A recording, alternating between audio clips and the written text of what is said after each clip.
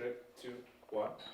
iDiski TV proudly brought to you by World Sports Betting, diskitimes.co.za. Mamelodi Sundowns winning their third consecutive Betway Premiership game, beating Kaizer Chiefs in front of a sold-out FNB stadium. And to talk about lo mdlalo, I've got Ubobo. Bobuzit, kunjani that? Shane, my brother, unjani bro? No, kuyaphileka. No. Yazi Bobuzit, I want us to talk about lo mdlalo wanamhlanje, but before sithethe ngalondo, do you miss uTebogo Mokoena? Yeah, ithi ngibulisa amajita cala bafethu ni grand. Hola. No, Brian ithi ngibeke kahle Brian. Abadlali abafana nabo Tebogo abadlali i-team ibadinga i-team idinga wonke umdlalo khona ku Sundowns. I think even though angabi khona maybe kwakhe lapha egaming, but kuba khona i-teamini yadingakala njengemidlalo weMamelodi Sundowns. Yeah. We need everyone ku Sundowns abe khona for azwenza umsebenzi wakhe, you understand? Yeah. So, what do you think of igame namhlanje? Where do you feel ukuthi your team won igame? Was it a case of quality of Sundowns versus the quality of Kaizer Chiefs? Or do you feel ukuthi maybe it was a coaching situation between the two teams? A difference? No, Shane okokuqala uthi ngibongise iMamelodi Sundowns to collect a maximum point against Kaizer Chiefs. They did very well. I-league wina ngalendlela. So ngithanda ukubonga ne-support engibonile today FNB. So into engayisho Shane ukuthi iSundowns ize nge-game plan yayo today. I think we're playing i-3-4-3 mawungabheka. Besidominate kakhulu ibhola, especially first half in the middle of the park. Abadlali abafana nabo uKhotsiya umdlali engimbonile kakhulu ukuthi isisu se-Sundowns uyasicontrola ano-Alendo, you understand, because mawungabheka thina bezidlala kakhulu ngama fullback besikhuphuka umrena beyakhuphuka ubheka umdlalo ufana noTiwane, even though angazange abe negame right uNtwana uyabheka ukuthi khona la saleka khona uTiwane angeke vele umthathe ngalendlela ukuthi angaba kule level mhlawumbe ucanga ukuthi uye, but yena it's a good player ukuthi abe khona lapha kule position. So uma ungabheka ngizoqala ngeSundowns athami. iSundowns athami namhlanje sifuna ukusikhawata nge-1. Ngihlala nginokuyisho ukuthi thina uma ungabheka i-defense eSundowns we are too slow, just that sidlala ngabadlali abahlangane kakhulu. So iChiefs ifuna ukusibamba lapho. iChiefs namhlanje ifuna ukusibamba lapha kule defense yethu uma ungabheka the way bezidlala i-Island ama-defender wethu beyakhuphuka ngakhona. Bekanikeza iChiefs space and banikeza uChivaviro lento ukuthi asale ne-center back e1. And uChivaviro, he played very well ukuba khona lapha because uma ungabheka physically strong, ukhona ukubashaya abadlali abafana nabo Lubusa khona amabhola nale goal nje la ishayile umbonile ukuthi usebenzise i-strength sakhe umdlalo ofana no Chivaviro. So he played very well. So iSundowns kuyisho nje the way overall idlale ngakhona. We played very well, just that lapho nalapho mawungabheka uma sifuna ukudlala the way ucoach adlala ngakhona, especially sifuna ukubamba i-team ngama-counter transition, sinokusala kancane because abadlali abafana nabomshishi, you know, abadlali abafuna ukudelay ama-pass, bafuna ukudlala lawo ma-short passes, you understand. So uthola ukuthi iSundowns ifuna ukubamba nge-transition, so ugcina ubone ngathi khona la delay yakhona, but congratulations to Sundowns ukuthi sithole lawo ma-point njengoba ngisho. Up front sinabadlali abanespeed. Bheka umdlalo ofana noMatthews, ubheka umdlalo ofana noReyners, umdlalo ofana no Lucas. uLucas namhlanje bekangadlali la uma ungabheka kulama game esibiya kuyo bekadlala khona. Bekadlala as a number 10 but adlalele sighting. And besimdinga ukuthi abe khona overtholele free roll. But uyambona ukuthi uhluphe kakhulu umdlalo ofana noLucas. Ngiyacabanga manje uLucas this season the way adlala ngakhona ngayithatha play of the season ukuya ngami. The way adlala ngakhona uma ungabheka bheka le bhola alikorile mfana ukuthi ukore bhola njani ubheke le pass ayishayile kule ya goal ya. He did very well. So yeah, ngayisho njalo iSundowns the way idlala ngakhona, but coming to Kaizer Chiefs, na Kaizer Chiefs beleka kancane especially ku defense, beyivula ama space and mayikhuphuka neSundowns ifuna ukusebenzisa leso space, you understand.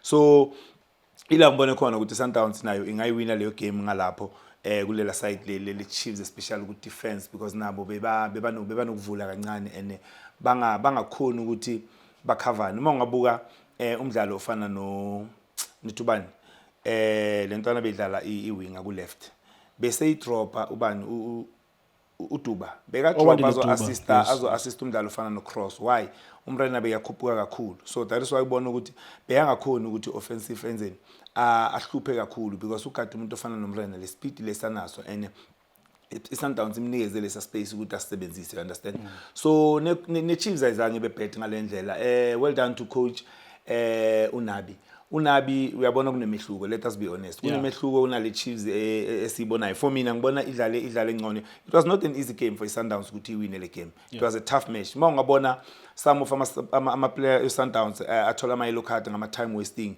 kusho kona ukuthi no kule pressure ekhona unabo wenze ukuhlanganipha kakhulu ukuletha abadlali abane speed especially second half ila iChiefs iqale khona after story goal number 2 thina Chiefs ibuyile second half yaletha abadlali abafana nabo Dupreez abane speed yaletha umdlali ofana no ubani uModi abadlali abane speed okay usayile mina ukuya ngami angiboni ukuthi ikhona into ayenzile for kule position most of the time bamfaka ngamasapho but akayenzi lento efana nale so kuletha boBlom phakathi ila iChiefs bese iqala icontroller khona igame uBlom abanye bangathi why coach abe kuBlom ngaphandle Brian kunezinto ezenzeka ejimini thina singaziboni mina I think ifitness yamshaya and ubonile ukuthi mangaletha uBlom angashesha mhlambe aphela uBlom so akayifuni lento ngona mgcine maybe asebenzise omunye umdlali so that uBlom angena mlungisela igame ubonile uBlom imidfield elifunayo always ufuna ibhola ukuthi nginikeze ngikhona ukudlala you understand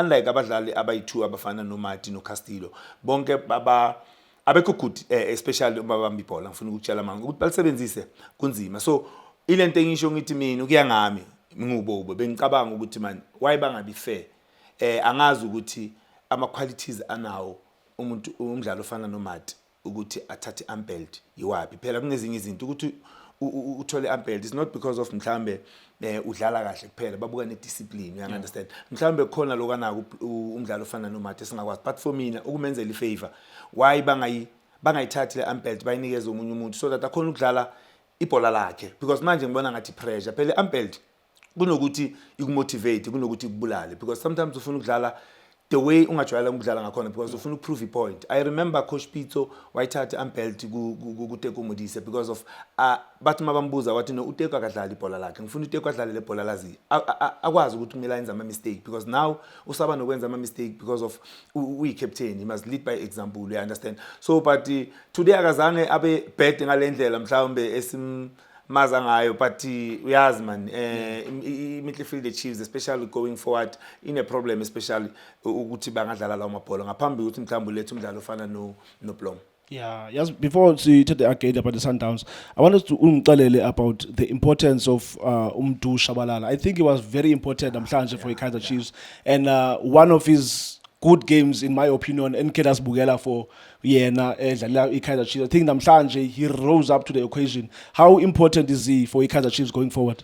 Baleka kakhulu yamdlali bheke eyesight yalomdlali ngitshelile na last ngithi uhlanganiphe kakhulu umuntu umbheke off the ball umbheke noma bamba ibhola a change i-play we understand so umuntu no Chivaviro iba abadlali mina ngibabonile special first half labangathi iChiefs beba isebenzela kakhulu so going forward I think lentwana iyayidinga game time kuningi asazokwenza umuntu he did very well today that's why noma bamkhipha nje bese ngimani nginalento ukuthi hawu bamkhipheleni umuntu kanti mhlawumbe ucoach nayo ngikhona lokubonile yabona.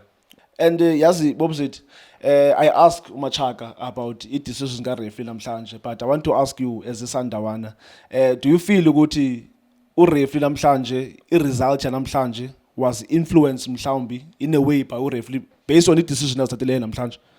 Yeah, most of the time umuntu wena Shane engathanda ukukhuluma ngama decision abo referee but uma ngathi ngiyabheka ureferee today igame ibonakala ngathi bese ifuna ukumsinda uma ungabheka kunama incident la khona bekumela issue ama yellow card umshishi bekumela itholile yellow card khona ifoul engibonile uMart bekumela itholile yellow card but ureferee akazange akwenze lokho mhlambe uyafuna ukucontrol igame I don't know you understand but going to kule ball engibonile manje iChiefs beyikorile mina ukuyangami kule angle engibonile kwamanje angeke ngibone kahle ngifuna ukukutshela manga ukuthi it was a push or what but ikhona iengele engasibonisi manga kune push and I think angeke ayiblow iwisile angabonanga nix you understand sure kona ukuthi khona kubonile yena kuze ablow le iwisile but be right for it iChiefs ngale ubonile ukuthi bebe comeback right for iChiefs ukuthi nga equalizer ngiyayibona ibhola efana nale yaka Renius offside but nayo nginama doubt because kumele ubheke abona iFNB ukuthi njani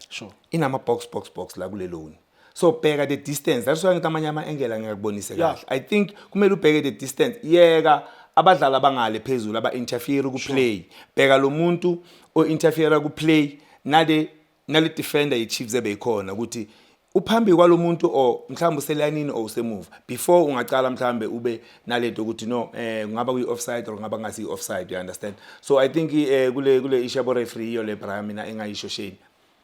Well, that's it. Diskitv.co.za.